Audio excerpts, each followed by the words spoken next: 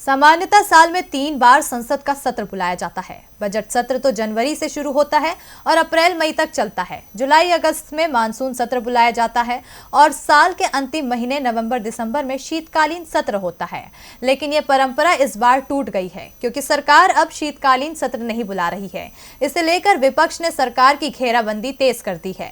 विपक्ष दावा कर रहा है कि अन्नदाताओं के आंदोलन और स्वास्थ्य मुसीबत को लेकर सरकार घिरी हुई है, इसलिए वो संसद सत्र नहीं बुला रही है। तो क्या आरोप है सरकार पर, देखिए इस रिपोर्ट में। इन दिनों विपक्ष सरकार को घेरने का कोई मौका नहीं छोड़ रहा है। स्वास्थ्य मुसीबत ने पहले ही देश को परेशान कर रखा है, तो वहीं दूसरी ओर अन्नदाताओं ने भी अपनी मांगों को लेकर सरकार पर दबाव बढ़ा दिया है। विपक्ष को इंतजार था संसद के शीतकालीन सत्र का, जिसमें वो सरकार से हर मुद्दे पर जवाब मांगने की तैयारी में था। मोदी सरकार को भी एहसास था कि इस बार का शीतकालीन सत्र उसके लिए मुसीबतें बढ़ाने वाला हो सकता है और सरकार ने स्वास्थ्य मुसीबत की आड़ में संसद के शीतकालीन सत्र को ही टाल दिया, जिसे लेकर विपक्ष ने सरकार की घेराबंदी तेज कर दी है।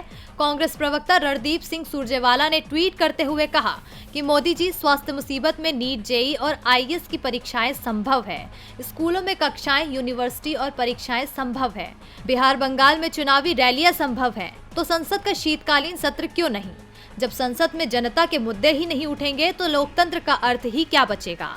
वहीं अकाली दल ने भी सरकार को इस फैसले पर घेरा है। अकाली दल नेता हरसिमरत कौर बादल ने ट्वीट कर कहा कि शीतकालीन सत्र रद्द करने का एनडीए सरकार का निर्णय हैरान करने वाला है। 3 परेशानी भरे कृषि कानून लादकर सरकार को अन्नदाताओं की शिकायतों का समाधान करने की जिम्मेदारी से भागना नहीं चाहिए।